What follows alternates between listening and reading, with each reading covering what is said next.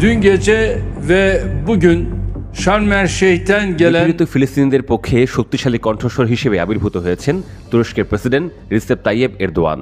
ফিলিস্তিনের গাজায় ইসরায়েলের সামরিক অভিযানকে গণহত্যা ও যুদ্ধাপরাধ আখ্যা দিয়েছেন তিনি, যা পশ্চিমা মিত্রদের অবস্থান থেকে সম্পূর্ণ বিপরীত।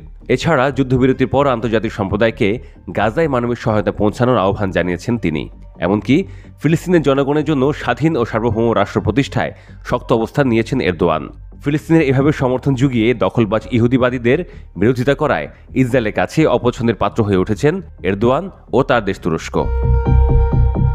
গাজার জন্য প্রস্তাবিত আন্তর্জাতিক শান্তি বাহিনীতে তুরস্কের সেনা পাঠালে তা মেনে নেওয়া হবে বলে জানিয়েছে ইসরায়েল। মিশরের প্রভাবশালী গোয়েন্দা প্রধান হাসান রাসাদ এবং নেতানিয়াহুর মধ্যে বৈঠক হয়।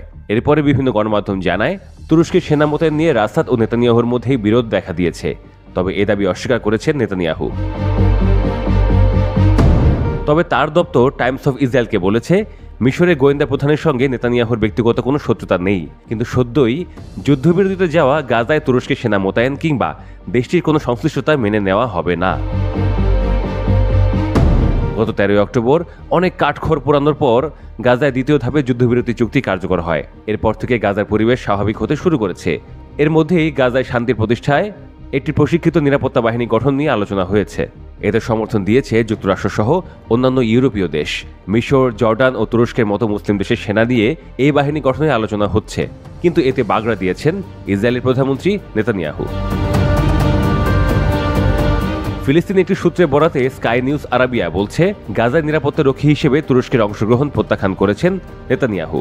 এমনকি মিশর ও জর্ডানের দ্বারা প্রশিক্ষণপ্রাপ্ত নিরাপত্তা বাহিনীর সদস্যদেরও গাজার নিরাপত্তা রক্ষী হিসেবে পাঠানোর ক্ষেত্রে ভেটো দিয়েছেন তিনি। এছাড়া যুদ্ধবিরতি দ্বিতীয় ধাপ কার্যকরের আগে গাজার প্রতিরোধ যোদ্ধাদের নিরস্ত্র করা এবং গাজার নিয়ন্ত্রণ থেকে তাদের সরিয়ে দিতে বলেছেন নেতানিয়াহু। প্রতিরোধ যোদ্ধাদের নিরস্ত্র করার পর গাজার স্থানীয় প্রশাসন এবং নিরাপত্তা বাহিনী মোতায়েন নিয়ে আলোচনা করা উচিত বলেও মন্তব্য করেছেন এই দখলদার প্রধানমন্ত্রী।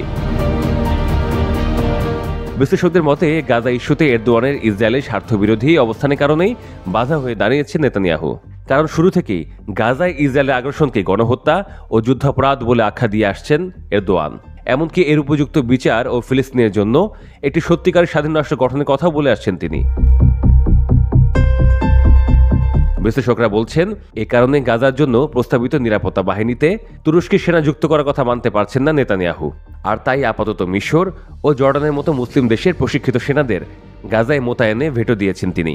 এই পরিস্থিতিতে গাজার জন্য প্রস্তাবিত নিরাপত্তা বাহিনী গঠন করা কঠিন হয়ে যেতে পারে বলেও মনে করছেন বিশ্লেষকরা।